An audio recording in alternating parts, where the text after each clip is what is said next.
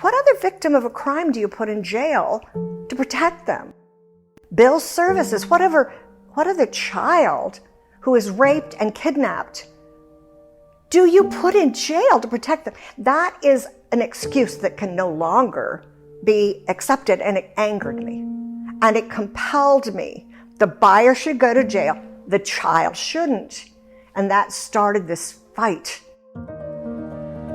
Hello, and welcome to Invading the Darkness, stories from the fight against child sex trafficking, featuring Linda Smith, the founder of Shared Hope International. Join Linda as she shares stories from her 23 years of fighting the battle of domestic minor sex trafficking. Our desire is that each episode of Invading the Darkness will help you understand the importance of fighting child sex trafficking, as well as equip you to join in that fight. In this episode, Linda talks about the lack of true justice towards children that are trafficked and how we need to do better. She introduces what has come to be known as victim-offender intersectionality. Not long after the 2000 Trafficking Victims Protection Act passed, the first trafficking act in the United States, I was asked to be a part of the delegation that went around the United States and explained the new Trafficking Act in America to Americans, because surely it affected those people coming across our borders. Now, the law didn't say that. It simply said anybody that is trafficked or used in sex or labor through force, fraud, or coercion were trafficking victims. And if they were under 18, you didn't even have to prove that. The very fact that they were in commercial sex or they were in forced labor made them a traffic victim, and everybody involved was involved in human trafficking, a very serious crime with 10, 15 years mandatory for each count, depending on the age of the victim. So we were going around the nation, and I still think most of us knew there was trafficking in America, but we didn't think it was our own children. I get to Atlanta, Georgia, and this group of women, from a judge to the court, person over services for children in the juvenile court, on to the mayor. There were just several women, and they'd come together, and they wanted to tell me what was really happening. It had only been about 3 years before that they had the Olympic Summer Games. And like in any large event, what they would do is they would go in and they would create large venues. And when the event was over, those often became convention sites. Well, Atlanta did awesome. They became one of the convention centers for businesses and organizations to convene in very large numbers. What these women were telling me was this, and it's a story that changed my life because it put a real face on who the victim of trafficking was. The judge had started noticing an increased number of juveniles being brought into court and something about them that was similar. So she'd reached out to Deborah Richardson and said, come to court and help me understand what to do with this. So Deborah was in court, and she said, I was watching. I watched for the families, the interaction with the kids, how they look to their families. And I'm supposed to be the one that helps figure out a way for the family to go forward without this kid in jail and to have a successful result. She said, I'm sitting there a little bit preoccupied one day, and I hear this shuffle and realize it's like the adults with the shuffle of chains around their ankles. And I looked up, and here was this young girl. And she was coming into court with her hands handcuffed in front of her and her feet shackled. She was looking down, didn't look around for her family like most of the kids did. And she walked over and she sat down, continuing to look down. Deborah said, well, that caught my eye because by then they're looking for their mom or their uncle or their sister, brother, somebody, because they want to find their family or somebody they know, and she just didn't look up. She listened to the judge, and she heard the complaint, truancy. And she goes, truancy? this is a little girl. You don't put them in chains for truancy. Then she heard the full story, prostitution. What had happened is the night before, she'd been come upon by a policeman in a park in the back of a man's car, a 42-year-old man. And he had paid for 2 hours to use her to a pimp. Now, you go, well, it looks to me like a lot of people are guilty. She got put in jail as a criminal. He got a misdemeanor and a $50 fine, never serving a day in jail. Well, they knew this was totally wrong, but they were focusing on the kid, and that is the area they focused. It was unfair. They did 3 things immediately, and I was really impressed. They said, we need a place for these kids. They're not criminals. The judge said, I'm getting kids that are not criminals. They should not be in my court. But you see, the law in Georgia said they're criminals. They were in the prostitution law. The law enforcement officer did what he was supposed to. She was a criminal, the child. The man was just a John doing what guys do, and given the same penalty with the equivalent of a traffic fine. In fact, you could get higher traffic fines than that. Well, they opened a house, they raised money, and they went to the legislature to change the laws around these children. They did a lot of things. They actually passed a law against buyers to get the buyer to be a felon. And then not so much progress in court. They tried, but there was this real pushback.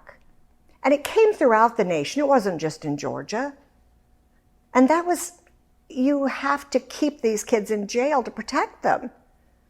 What other victim of a crime do you put in jail to protect them? Bill services, what other child who is raped and kidnapped do you put in jail to protect them? That is an excuse that can no longer be accepted, and it couldn't be then. It angered me, and it compelled me. The buyer should go to jail. The child shouldn't. And that started this fight for the nation in every state as we started working to tell people that the kids are arrested and the buyers aren't. But for years, if you tried to even bring the issue up in a conference or at something hosted by a state or the government or non-government groups, they really didn't want to talk about the buyer because that would be just too much for America. That could be somebody's son, daughter. It could be any of our families. Just didn't want to bring up the demand issue of the guy next door. And yet what was very interesting to me and just screamed of bias from the very beginning was if a man molested your child, your 14-year-old, gave her some jewelry or something, they would be arrested. They would be charged with a lot of crimes, statutory rape. They couldn't say, well, she said yes. And they'd go to jail for a long time. But see if that same man were smart enough, he would go get money out of the ATM. He might be in New York and see that they're saying, hey, go to Georgia because you don't have to go to Bangkok anymore. You can get what you want in Atlanta, Georgia. But by bringing money to that crime and giving it to someone like that person selling this little girl in the back of that van, the guy just became a John, a misdemeanor. No, not much. And even to this day, it's hard to get convictions on the buyers of children. The bias is very, very deep throughout the courts, the judges, the prosecutors. But see, they wouldn't get away with that if they thought people were going to know and hold them accountable. In Georgia, they did a great job, these women. The movement grew up. It had some great advocates in it, some great officials, some great law enforcement. But it took till 2019 to tip over that bias. Now, a lot of excuses, a lot of reasons, and when you heard law enforcement, they say, well, we don't have any place to put them. That is a real problem. When your society has been saying these are victims of a violent crime For over 10 years, one of the states that did the best, they were one of the leading states, but they held to being able to arrest a child for the crime committed against him or her. No, the bias is leading. The culture is leading the action on the law. And those children, as victims of a crime, should have been protected and given services the same as any violated child. But you see, that word prostitute, that stigma allows them to do this.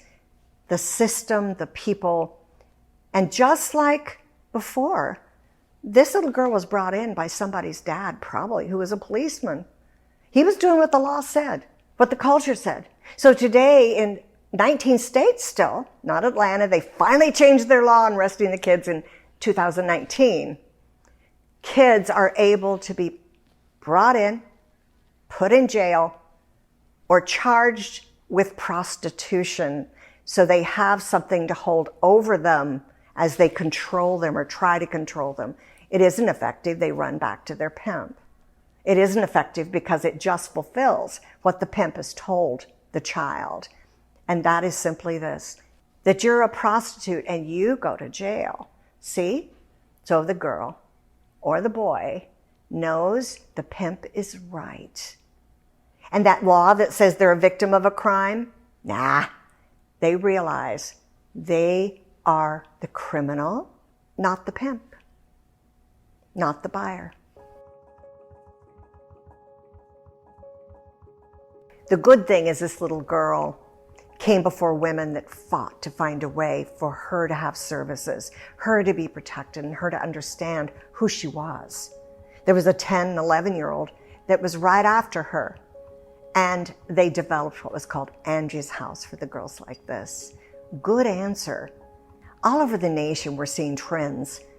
They're not practices yet. They're trends that are training foster families to take these children, training them in what's happened to them, how to work with them, understanding the traumas. And those states that are doing it are talking to other states and helping them. A lot of room to go, but some of you might want to be a foster family. It might work for you, it might not, but think about that. Wouldn't that be awesome? Now, I'm not saying it's easy. I've been told to go to the hot place by many girls in many cultures, many countries, including America, because they don't act like victims. They have had to get a little tough, really tough, to be able to survive. But a bit of love, a bit of consistency and steadiness and understanding what they've gone through, they can grow up and they can become the women and men that they were designed by God to be. You will give them the hope, not just a promise, but the hope that they all have already and the dreams they have through your steadiness. Thank you for listening to Invading the Darkness, stories from the fight against child sex trafficking. If you would like to learn how you can help put an end to child sex trafficking, please visit sharedhope.org/take action. New episodes of Invading the Darkness are released every Tuesday at 9 a.m. Pacific.